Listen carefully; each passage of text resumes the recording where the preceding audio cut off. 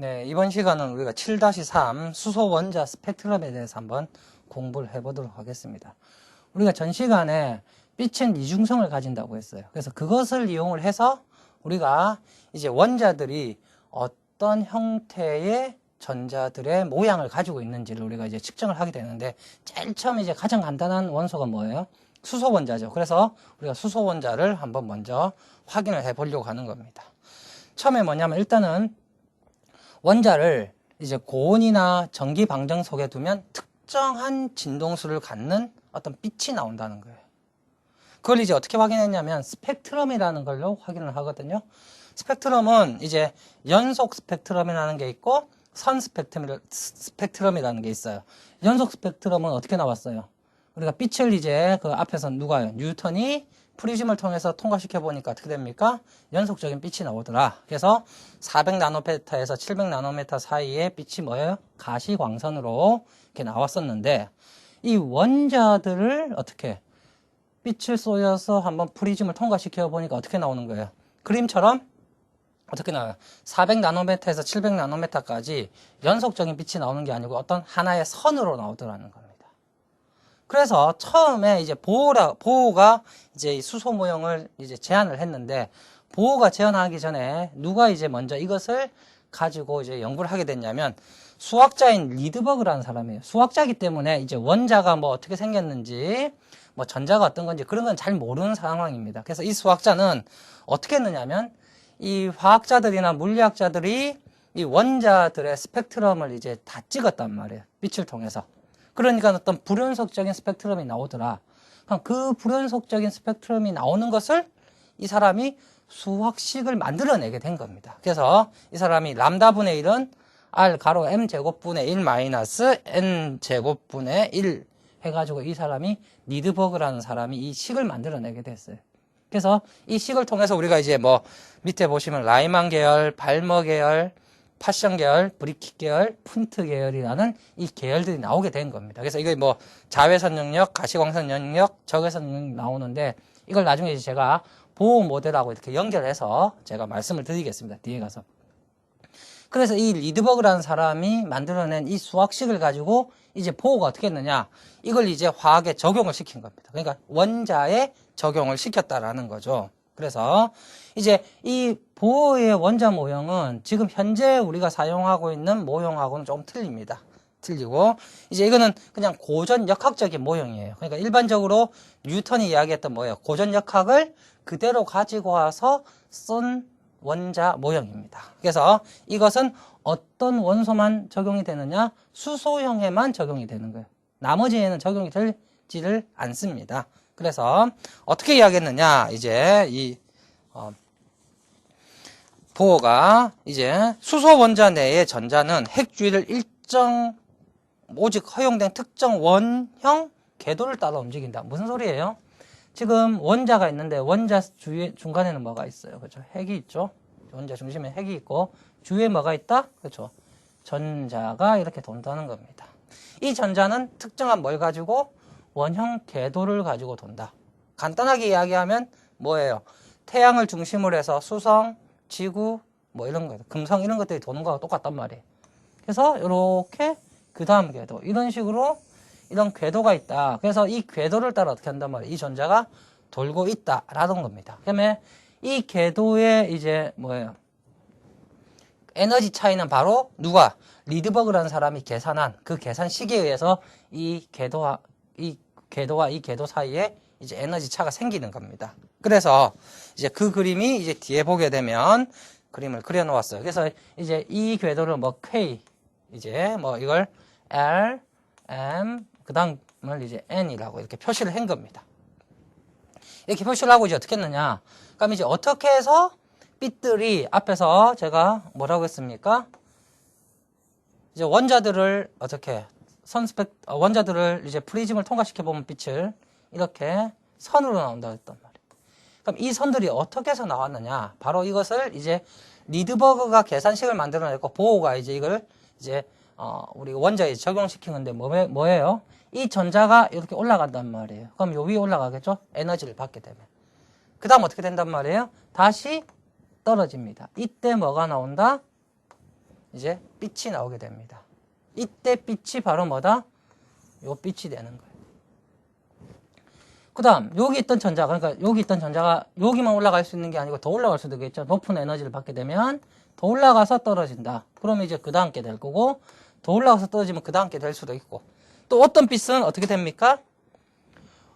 원래 여기 존재했는데 여기 M 궤도에 올라갔어요. M 궤도에 올라갔는데 어디까지 떨어진단 말이에요? K까지 떨어지지 않고 어디까지 떨어진다? L까지 떨어질 수도 있죠. 그러면 이만큼의 에너지를 이쯤에서 나타낸다든지 이런 식으로 어떻게 한다? 빛이 나오는 것을 어떻게 했다? 보호가 이제 리드버그 이제 수학 계산식을 통해서 이제 자기가 이 원자 모형을 제안을 하게 된 겁니다. 그래서 이제 요걸 이제 조금 이제 이제 1차원적으로, 2차원적으로 이제 그래프 상으로 그리면 이 K가 뭐 예를 들어서 이 정도 높이라고 생각하시면 돼요. K. 그 다음에 뭐 L, M, 뭐 N. 이렇게 이제 된다고 생각하시면 됩니다. 그러면 어떻게 되나요? 여기서 여기 떨어지는 거. 그러면 여기서 여기 떨어질 수도 있고, 그러니까 K, L, 제가 L, M, N으로 할게요. M에서 떨어질 수도 있고, N에서 떨어질 수도 있겠죠. 맞죠? 이런 식으로 떨어질 수 있는 거. 이걸 이제 우리가 무슨 계열? 앞에서 리드버그가 뭐라고 했어요? 이렇게 떨어지는 것을 이제 라이만 계열이라고 하는 겁니다. 라이만 계열을 보게 되면 제가 앞에서 뭐 이식, 뭐 복잡한데 물론 이제 이거 계산 문제도 나올 수는 있습니다. 계산 문제도 나올 수 있는데 여러분 일단 기억하셔야 될 게 뭐냐? 제가 자꾸만 이거 람다분의 1은 이제 R에 어떻게 되느냐? M 제곱분의 1 빼기 N 제곱분의 1이라고 했죠. 바로 이 앞에 값이 뭐냐? 이 앞에 M이 의미하는 게 뭐냐? 전자가 떨어지는 위치입니다. 이게 1일 경우는 어디까지 떨어진단 말이에요? K까지 떨어진다는 겁니다. 그러니까 이게 2면 L에서 K 떨어진 거고, 이게 3이면 M에서 K 떨어진 거죠. 이게 1, 2, 3, 4로 이제 적으니까. 그래서 항상 어떻게? 이렇게 1자리, 그러니까 K의 궤도로 떨어지는 뭐예요? 빛의 에너지를 뭐라고 한다? 우리가 자외선 영역이라고 하고 그걸 라이만 계열이라고 하는 겁니다. 그 다음에 어디? 이제 M에서 이렇게 2로 또는 N에서 2로 뭐 더 위에서 내려올 수도 있겠죠. 이렇게 떨어지는 요 빛을 뭐라고 한다? 요 자리가 그럼 뭐가 되는 거예요? 2가 들어가겠죠. 이 부분을 이제 발머 계열이라고 해서 이게 가시광선 영역입니다. 그래서 이제 우리 눈에 보이는 거는 실제로는 어느 부분이다. 그러니까 원래 수소는 어디에 전자가 존재해요? K에 전자가 존재해야 된단 말이에요. 그런데 실제로는 우리가 이제 선 스펙트럼을 보이는 그러니까 400 얼마예요? 나노메타에서 700 나노메타 사이에 이 빛들은 무슨 빛이에요? 그렇죠. 과시광선이잖아요. 이 과시광선 빛들은 어느 부분에서 보이는 거다? 그렇죠. 여기서 여기 떨어지는 거. 그러니까 이 빨간색으로 지금 제가 표시한 이 부분의 빛이다. 그래서 무슨 계열이라고요? 발머 계열입니다. 그 다음에 그러면 3으로 떨어지는 것들도 존재하겠죠. 이건 이제 이제 파션 계열이라고 이야기하는 거예요. 이런 식으로 이제 어떻게 했다? 리드버그 식과 식을 이용해서 보호가 이제 이것을 원자를 만들어내게 된 겁니다. 그런데 문제는 뭐냐? 일단 여기서 한 가지 우리가 이제 확인할 수 있는 게 뭐냐면 지금까지 이야기했던 앞에서 이야기했던 원자 모형과 지금의 원자 모형에서 이제 차이점이 뭐냐면 지금까지 앞에서 이야기했던 것은 누구냐 하면 러더퍼드가 뭐라고 했어요? 핵 안에 양성자가 존재하고 밖에 뭐가 있다? 전자가 이렇게 있는데 이 전자는 그냥 요 주위에 그냥 이렇게 어떻게 돼 있다? 퍼져서 그냥 존재한다라고 생각을 한 겁니다. 물론 그전에는 이제 더 좀 틀린 이야기였죠. 근데 이것을 이제 어떻게 했다? 보호가 어떤 원형 궤도를 가지고 있다라는 것으로 확장을 시키면서 이제 여기서 무슨 말이 나오느냐? 이제 양자화라는 말이 나오게 되는 거예요. 이렇게 그냥 전자가 아무렇게나 그냥 퍼져 있으면 어떤 선이 나와야 돼요? 그렇죠. 연속선이 나와야 됩니다. 맞죠? 그런데 이렇게 정량적으로 정확하게 어떤 궤도를 갖고 있으면 이 사이에는 전자가 존재한다는 거예요. 존재하지 않는다는 거예요.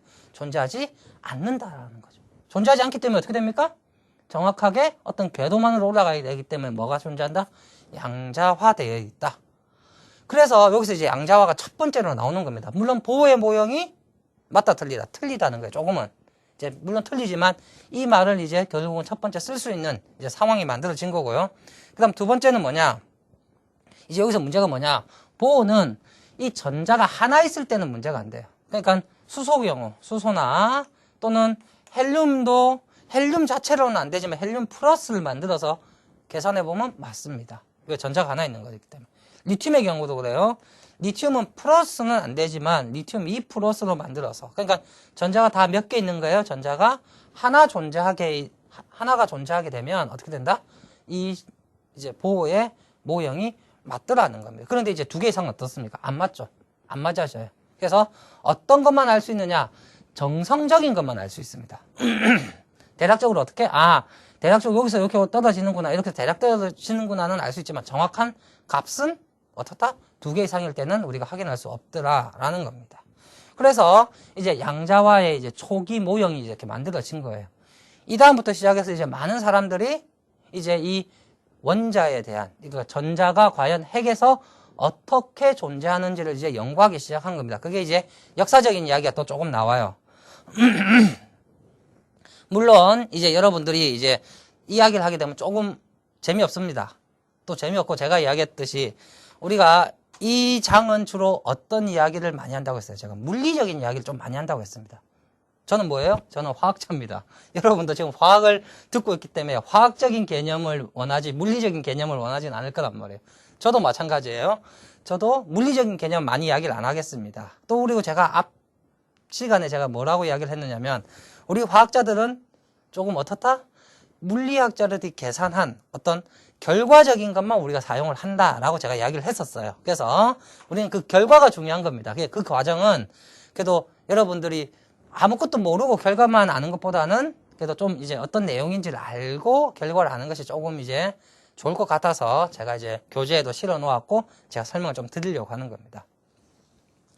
이제 무슨 이야기를 할 거냐면 그 7-4에 원자의 양자 역학적 모형이라는 겁니다. 이제 드브로이라는 사람인데요. 드브로이라는 사람이, 이 사람이 뭘 했냐면 파동성이라는 걸 이제 설명하게 됩니다. 이게 이제 우리가 물질파라고 하는데요. 다른 말로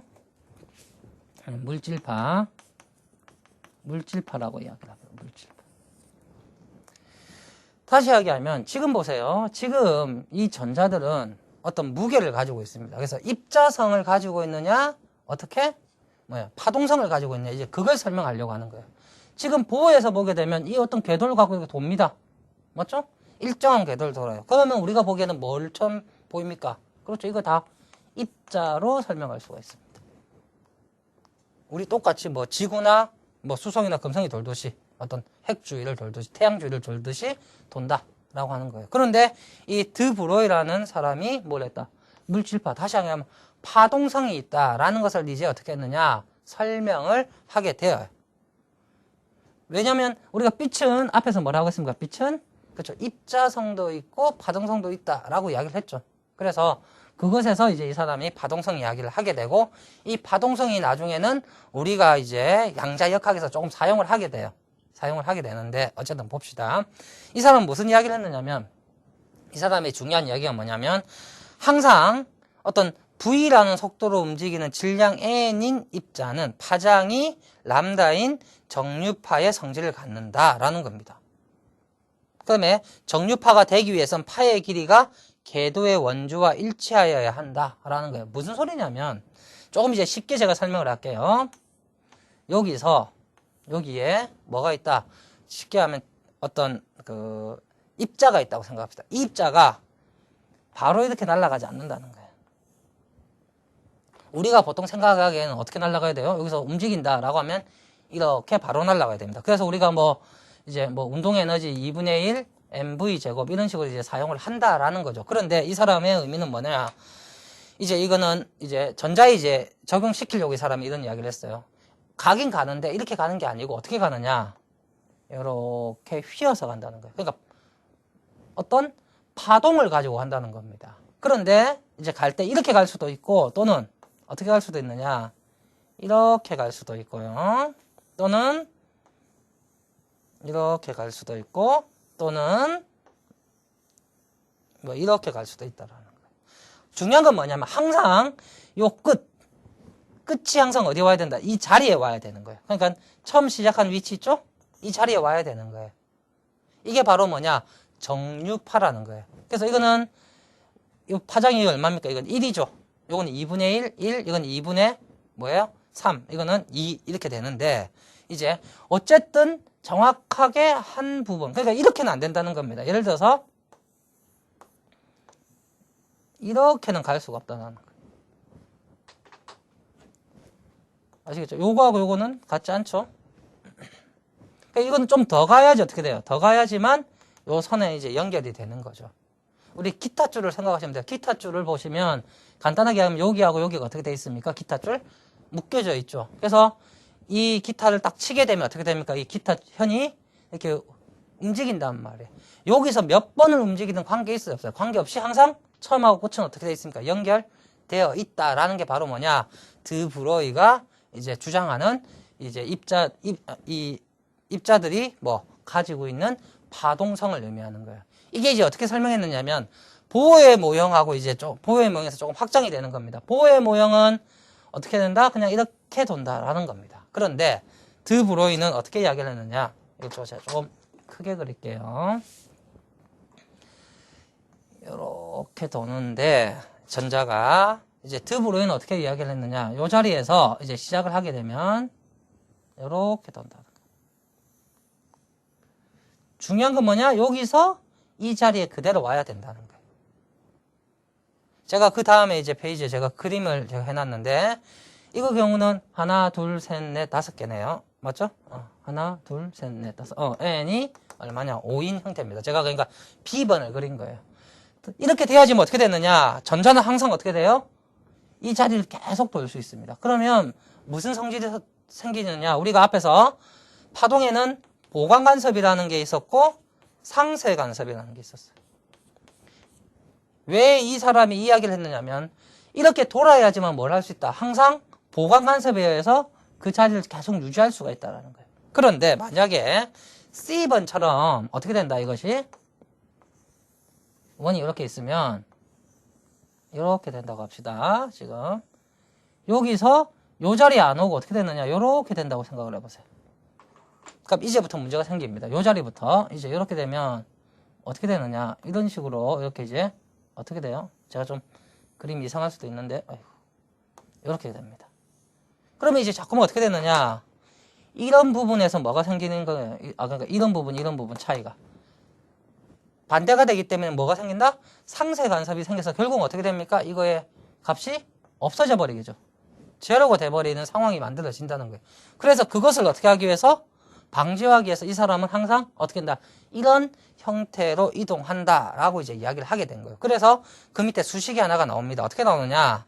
이제 뭐 좀 복잡한데 여러분들은 뭐 이 수식을 정확하게 기억은 뭐 잘 안 하셔도 되는데 한번 봅시다. 일단은 이 사람 어떻게 이야기했느냐면 결국은 보세요. 결국은 이게 뭐예요?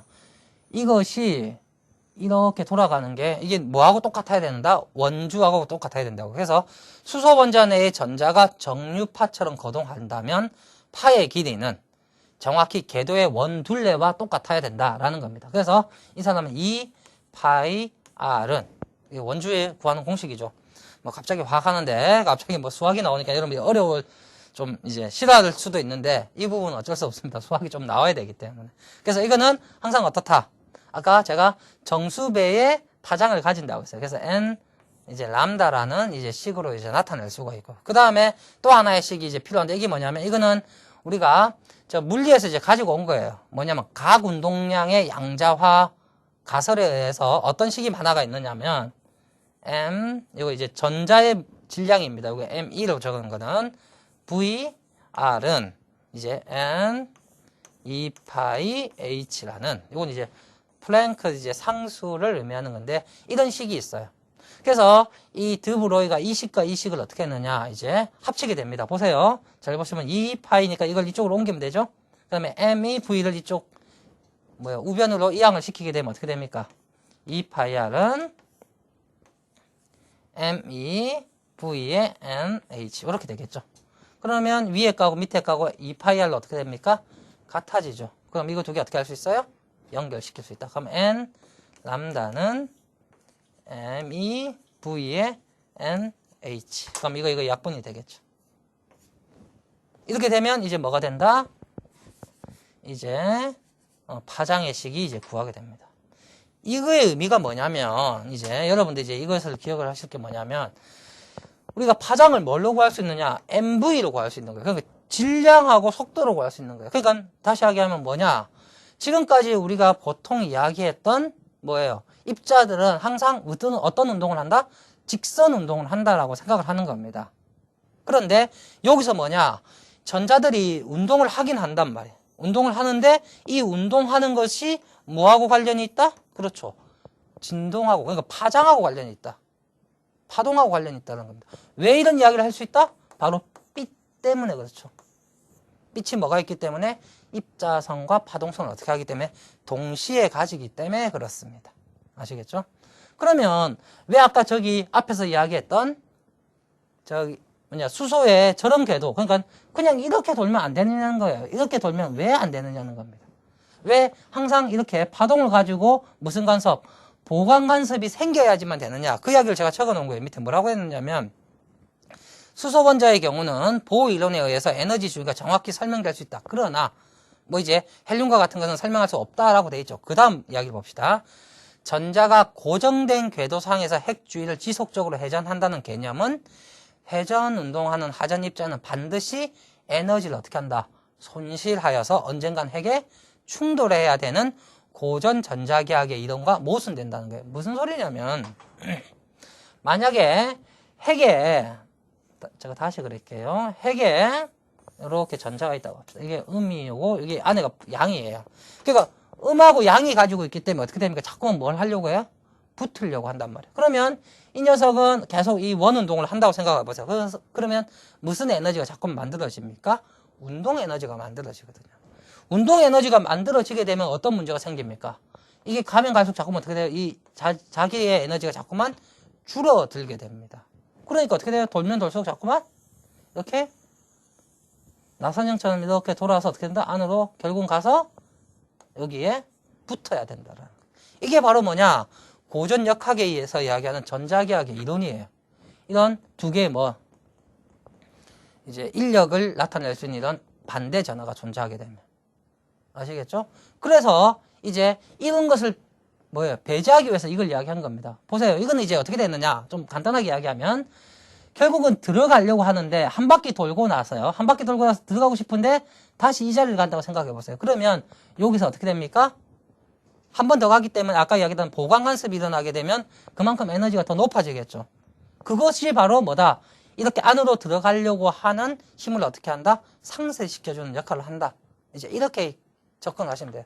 그래서 이것이 훨씬 더 보호의 이론보다는 어떻다? 훨씬 더 이제 우리가 이제 이 양자역학이라는 것을 설명하는 데는 훨씬 더 좋은 이제 이론이 된다라는 겁니다. 그래서 제가 이 그림, 정류파 그림 제일 위에 있는데 이 정류파 그림에 이제 밑에 보게 되면 뭐라고 제가 적어놨냐면 가로 속에 한번 제가 읽어볼게요. 뭐라고 적어놨냐면 비록 이러한 개념으로 인해 과학자들이 무슨 이론을 사용한단 말이에요. 이 전자를 파동 이론을 사용하지만 그렇다고 해서 전자가 실제로 원형 궤도를 따라 움직이는 것은 아니다라는 겁니다. 무슨 소리냐면 지금 이거는 뭘 설명하기 위해서 전자가 핵에 접근하는 것을 어떻게 하기 위해서 막아지는, 그러니까 다시 한번 핵에 왜 접근을 안 하느냐 그걸 설명하기 위해서 이 전자를 무슨 이론으로?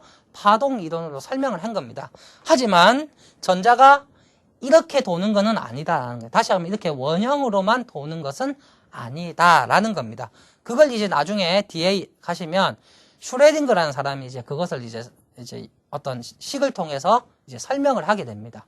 그래서 이제 그거는 여러분들이 기억하실 거는 일단은 원형은 아닙니다. 그러니까 이거는 설명하기 위한 방법이고요. 아시겠죠? 그 다음에 이제 또 하나의 또 그 이론이 나오는데 뭐가 나왔냐면 이 이론 다음에 하이젠베르그의 불확정성 원리라는 거예요. 이제 말이 조금 어렵죠? 불확정성 원리라는 게 뭐냐면 이제 그냥 제가 식을 하나 적을게요. 이 사람은 델타 X와 델타 P는 어떻게 했냐? 4파이 H로 적었습니다. 이것도 H도 여전히 뭐다? 플랭크 상수예요. 이게 뭘 이야기하는 거냐면 이게 위치를 이야기하는 거고요. 이거는 뭐냐면 이 운동 속도입니다. 속도 또는 뭐 운동량 이렇게 이야기를 합니다. 이게 뭐냐면 어떤 입자 있죠? 입자의 위치나 운동량의 변화를 곱하게 되면 요 값과 거의 같은 값이 나서 이거보다 약간 더 큰 값이 나온다라는 것이 바로 불확정성의 원리예요. 이거의 의미가 뭐냐면 보세요. 이게 곱하기이기 때문에 예를 들어서 이게 어떤 그러니까 이것도 상수죠. h는 상수단 말이에요. 그러면 4파이는 파이는 3.14 이것도 상수니까 이 전체는 무슨 값이 나옵니까? 상수의 값이 나올 거라. 그러면 위치 곱하기 운동량을 하게 되면 뭐가 나와야 된단 말이에요? 상수가 나와야 된다. 그러면 위치하고 운동량을 한번 생각해 보세요. 위치를 만약에 내가 위치의 변화량을 높였어요. 그러면 상수가 나오기 위해서는 운동량은 어떻게 돼야 됩니까? 줄어들어야 된다. 반대로 운동량을 높이게 되면 위치가 줄어들어야 된다. 이게 불확정성 원리예요. 조금 어렵죠. 제가 쉽게 이야기할게요. 여러분들이 자동차가 있다고 생각해보세요. 자동차가 고속도로를 달린다고 생각을 해보세요. 그러면 이 자동차의 우리가 위치를 알고 싶어요. 어디에 있는지를 알고 싶다라고 하면 어떻게 하면 알 수 있느냐? 눈으로 보면 된단 말이에요. 근데 봅시다. 우리가 이제 어떤 친구한테 이야기한다. 이 자동차가 A라는 지점에서 지금 B라는 지점으로 가고 있어요. 그럼 여기 C라는 지점이 존재하겠죠. 그러면 이 자동차가 C라는 지점에 딱 왔을 때 내가 이러는 겁니다. 이 친구한테. C라는 지점에 왔다라고 이야기를 해요. 그럼 그 친구가 어떻게 할까요? C라는 지점에 왔구나 해서 돌아보는 순간 C라는 지점에 이 자동차가 있어요? 없어요? 없죠. 왜? 움직이니까. 다시 하기에 무슨 의미냐면 운동량이 커지면 커질수록 위치를 정확하게 말할 수가 없다는 겁니다. 그러니까 움직이는 자동차가 어디에 정확하게 있다고 우리가 이야기할 수 있나요? 이야기할 수 없다는 거죠. 이야기하려고 하는 순간 어떻게 됩니까? 그 차는 벌써 다른 위치에 가 있습니다. 그럼 반대로 그럼 내가 위치를 정확하게 알고 싶어요. 그러면 이제 어떻게 하면 되느냐? 내가 여기에 사진을 찍으면 됩니다. 어떻게? C 지점에 올 때 사진을 탁 찍어요. 그래서 친구한테 이제 보여줍니다. 증거로. 야, C 지점에 왔잖아 라고 하면 그 친구가 무슨 소리를 하느냐? 이게 움직이는 자동차인지 가만히 서 있는 자동차인지 어떻게 아느냐는 겁니다. 다시 하면 위치를 정확하게 알아버리면 정확하게 얼마만큼의 속도, 움직이고 있는지 안 움직이고 있는지를 알 수가 없다라는 겁니다. 이게 바로 뭐냐? 하이젠베르그의 불확정성 원리라는 거예요. 말이 조금 어렵죠? 무슨 소리냐면 이 전자가 우리가 지금 이렇게 제가 눈에 보이는 걸로 실제로 설명했지만 이 전자들이 이거보다는 훨씬 더 빠른 속도로 달리 움직인다는 거예요. 그래서 우리가 이 녀석들의 정확한 위치라든지 정확하게 움직이는 형태를 알 수가 없다라는 거예요. 무슨 소리냐면 지금 전자가 이렇게 돈다, 원으로 돈다라고 이야기할 수 없는 이유가 뭐냐면 우리가 눈으로 이 전자를 보는 순간 이 자리에 처음에 있었어요. 그런데 한번 눈 깜빡하고 보면 어떻게 되느냐? 이 전자가 예를 들어서 이 자리에 와 있다라고 생각을 해봅시다. 그러면 이게 이렇게 왔는지 어떻게 할 거예요? 알 수 없다라는 겁니다. 그러니까 이게 연속적으로 움직이는 걸 우리가 볼 수가 없다라는 뜻이에요. 간단하게 이야기하면. 그래서 이것을 이제 여기에 접목을 시키게 됩니다. 그래서 원자는 이렇게 원형이 아닐 거다라는 겁니다. 그래서 원자는 정확하게 어떤 궤도를 가지고 어떤 형태로 존재하는지를 우리가 알 수는 없다라고 이제 이야기를 하게 된 거예요, 이 사람이. 그래서 이걸 토대로 이제 어떻게 됐느냐? 이제 이런 이제 토대로 뭐가 만들어졌느냐? 이제 슈레딩거라는 사람이 이제 나오게 됩니다. 이제 좀 여러분들 이제 그냥 이건 이제 여러분들이 그냥 편안하게 들으세요. 너무 어렵게 생각하지 말고 이렇게 생각하시면 돼요. 지금 제가 한 번 더 설명할게요. 왜냐하면 제가 화학을 이제 저도 이제 화학을 전공을 했지만 저도 이거 들을 때 참 힘들었습니다. 왜? 저는 화학하면 대부분 뭘 가지고 이제 이야기를 해야 돼요? 원소기호 가지고 이야기하는 건 좀 편하단 말이에요. 그런데 갑자기 이런 양자화 이야기한다든지 하면 너무 어려워하기 때문에 제가 이제 높아지면서 한 번 더 이야기를 할게요. 이렇게 생각하시면 돼요. 처음에 우리가 이제 원자라는 것이 어떻게 생겼는지를 어떻게 알아보고 싶어서 앞에서부터 어떻게 됩니까? 지금 제가 저 앞 시간에 이야기했죠. 원자에는 일단 원자 그러니까 핵 안에 양성자, 중성자 있고 바깥에 전자가 있다라는 것을 누구에 의해서 러더퍼드와 이제 체드윅에 의해서 어떻게 됩니까? 발견되었다라는 것까지는 설명을 했었어요. 그 다음 이야기는 이제 여기서 하는 겁니다. 여기서 어떻게 됐다? 보호가 어떻게 했습니까? 궤도를 갖고 있다라는 거. 이거는 뭘로? 스펙트럼을 통해서 이제 이렇게 된다라는 것을 이야기할 수 있었는데 이거의 문제점이 뭐다? 수소 외에는 맞출 수가 없었다. 그래서 이것이 이런 궤도를 갖고 있지 않다. 궤도를 갖고 있으면 뭐에 위배되기 때문에? 고전역학에 위배되기 때문에 드 브로이가 뭘 했다? 파동의 성질을 이용을 해서 어떻게 했다? 이 물질파라는 게 존재한다라고 이야기를 하게 됐고요. 그 다음에 이제 하이젠베르그의 불확정성 원리에서 어떻게 됐다? 물론 이제 이렇게 돈다라고 이야기할 수 있지만 실제로는 우리가 위치라든지 속도량을 정확하게 측정할 수 없다. 하나를 알면 하나는 모르기 때문에 정확한 변화의 값을 알 수 없다라는 것까지 설명을 한 겁니다. 이렇게 하고 난 다음에 이제 누가 나타나느냐? 슈레딩거라는 사람이 나타나요. 슈레딩거가 이제 뭘 이야기하느냐?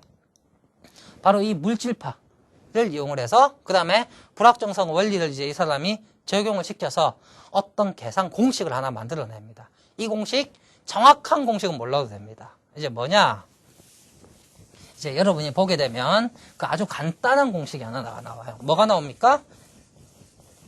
H 뭐 이상한 뭐처럼 생겼어요. 무슨 촛대처럼 생기기도 하고 생겼는데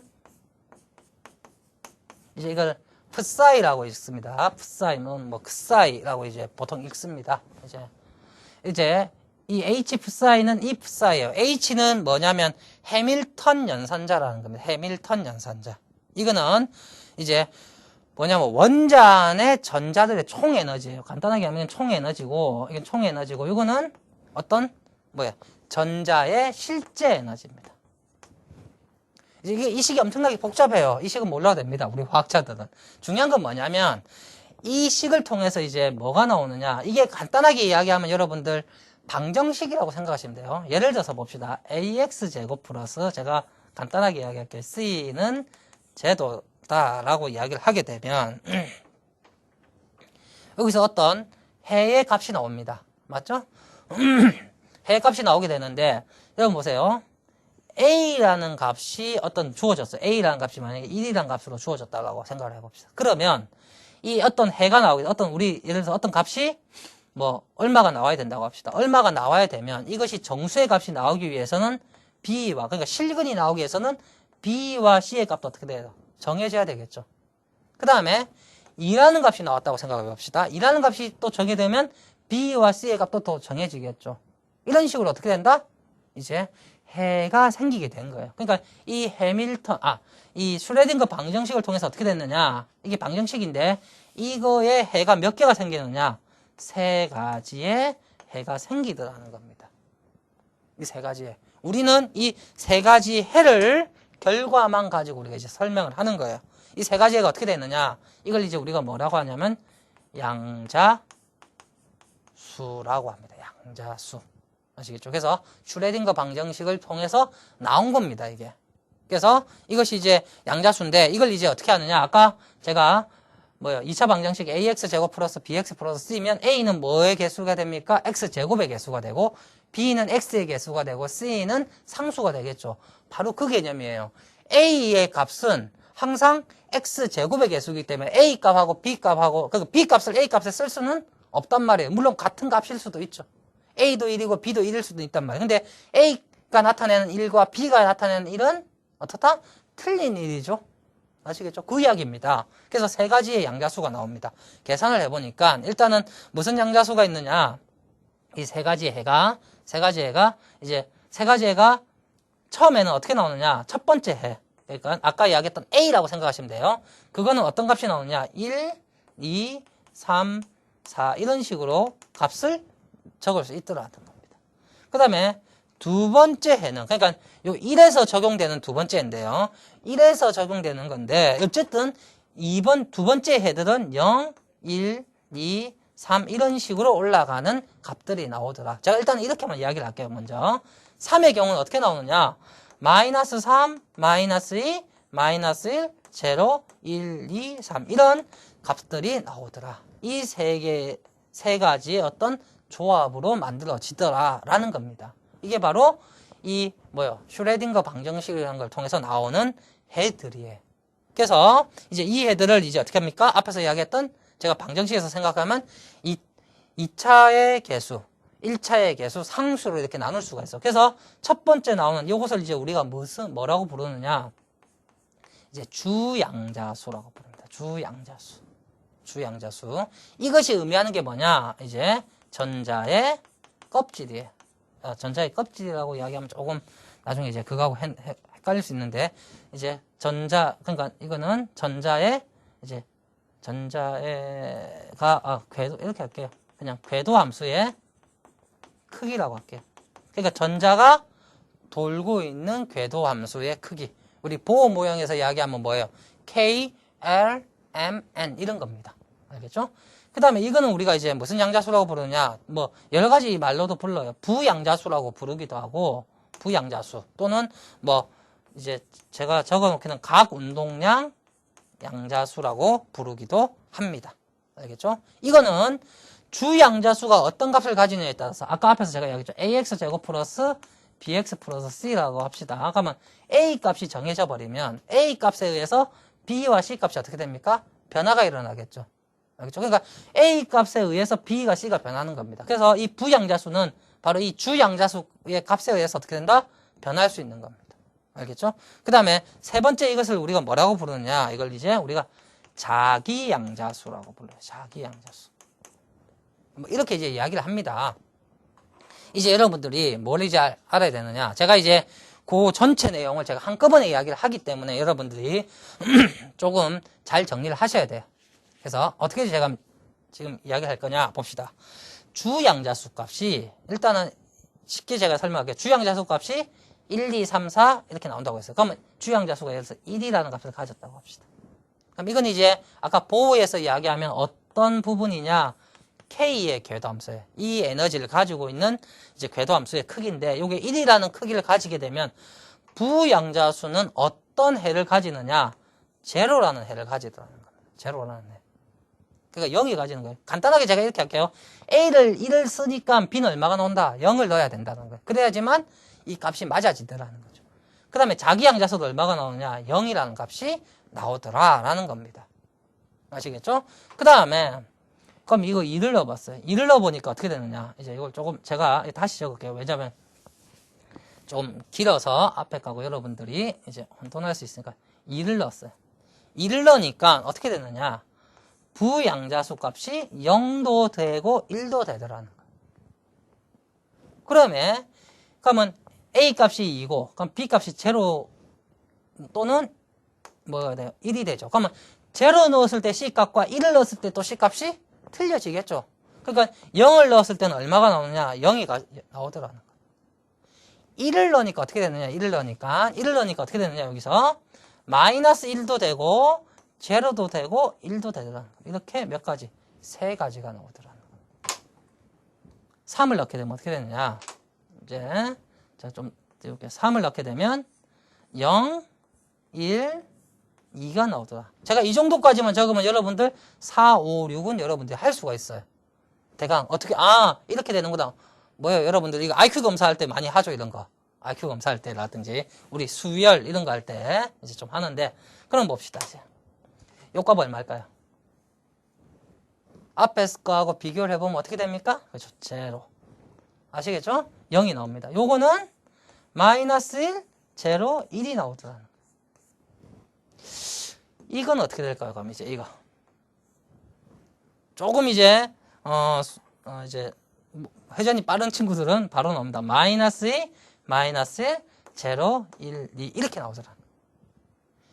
어떤 규칙성을 가지고 뭐가 만들어져요? 해가 만들어지더라. 이것이 바로 뭐냐? 이제 양자수입니다. 뭘 통해서? 슈레딩거 방정식이라는 걸 통해서 만들어지는 양자수예요. 그래서 이제 이걸 이제 우리가 어떻게 하느냐? 너무 숫자만 있죠. 우리 화학은 숫자 별로 안 좋아하죠. 다 뭘로? 기호화하는 걸 좋아한단 말이에요. 물론 화학뿐만이 아니고 물리도 그렇고 모든 것들이 그래요. 수학도 그렇잖아요. 수학도 마찬가지로 이런 숫자보다는 그냥 그걸 기호화한 것들을 사용하는 걸 좋아한다라는 겁니다. 그래서 이제 우리 화학에서 어떻게 했느냐? 이걸 우리 기호화하자라는 겁니다. 그래서 어느 걸 기호화했느냐? 바로 이 중간에 있는 부양자수 또는 각운동량 양자수를 어떻게 했느냐? 기호화한 거예요. 어떻게 했느냐? 0의 해를 가지는 걸 우리가 뭘로 나타내기로 했느냐? S로 나타나기로 했어요. 1을 가지는 것을 뭘로 나타내기로 했느냐 하면 이제 P라는 걸로 이제 나타내기로 했습니다. 2를 뭘로 나타내기로 했다?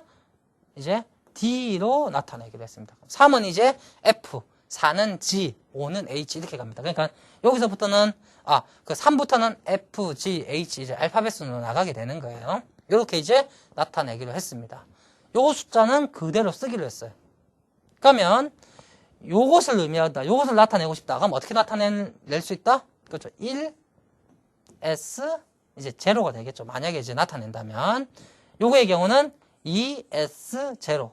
만약에 요걸 나타내고 싶다. 그럼 2S-1. 2S가 아니고 2P-1. 이런 식으로 어떻게 된다. 이제 나타낼 수 있는 상황이 된 겁니다.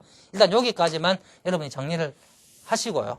알겠죠? 물론 이렇게 나타내진 않습니다. 이제 나중에 이야기할 때. 그래서 이야기요. 그래서 이걸 조금 공식화하면 뭐냐? 요거는 어떻게 나옵니까? 요 값에서 뭘 한 거예요? 그렇죠. n-1 한 거에 뭐예요? 값들이 나오는 거죠. 여기서 n-1을 해주게 되면 부양자수가 나오죠. 자기양자수는 어떻게 나왔어요? 자기양자수는 어떻게 나왔느냐? 요 위에 걸 보세요. 위에 거에 뭐예요? 절대값입니다. 그러니까 요 뭐예요? 부양자수에 뭘 쓰면 됩니까? 절대값에 뭐예요?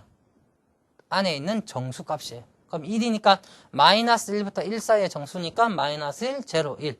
2 같으면 마이너스 2에서 2 사이의 정수값 마이너스 2, 마이너스 1, 0, 1, 2 이렇게 이제 나오는 게 뭐다? 바로 자기 양자수가 되는 겁니다. 이런 이제 공식화가 돼 있어요. 그런데 우리는 어떻다? 일단 여러분이 이렇게 기억을 하시고 실제로 우리가 쓰는 경우는 이제 어떻게 쓴다? 이렇게는 안 쓰고 어떤 기호화해서 쓴다라는 것을 일단은 기억을 합시다. 이렇게 하면 제가 이제 표를 하나 이제 해놓았어요. 요걸 이제 표를 해놓았는데 거기 보면 이제 한번 봅시다. 이제 또 뭘 하나 볼 거냐? 하나만 이제 더 보시면 되는데 요거의 경우 그러니까 보세요. 지금 일단 주양자수는 별로 신경 안 써주셔도 돼요. 일단 지금은 부양자수만 한번 봅시다. 부양자수의 경우 0을 가지는 녀석은 몇 개의 자기양자수가 나옵니까? 한 개의 자기양자수가 나오죠. 맞죠? 개수입니다. 이건 개수. 이것도 몇 개가 나와요? 한 개가 나온 거죠. 한 개. 요거는 몇 개? 3개. 이거는 한 개. 이거는 3개. 이거는 5개가 나옵니다. 바로 이게 뭐냐? 오비탈이에요. 우리가 오비탈 또는 뭐 궤도함수라고 이야기하는데 이게 바로 오비탈의 수입니다. 그러니까 S는 그러니까 1S든 2S든 3S든 상관은 없죠. 왜냐하면 부양자수에서만 보는 거예요. 지금 S의 형태는 항상 몇 개의 오비탈을 가진다? 한 개의 오비탈을 가진다. S는. P의 경우는 몇 개 가진다? 3개를 가진다. D의 경우는 몇 개를 가진다? 5개를 가진다. 그러면 F는 몇 개를 가질까요? 1개, 3개, 5개니까 몇 개? 7개가 되겠죠. G는 9개가 되겠죠. 이런 식으로 이제 올라갈 수가 있는 겁니다. 제가 일단 이렇게만 이야기를 할게요. 이렇게 됩니다. 아시겠죠? 그래서 여러분이 S 궤도함수가 1개, P 궤도함수는 3개. 왜 그럼 P 궤도함수는 3개 가지고 D 궤도함수는 5개를 가지느냐?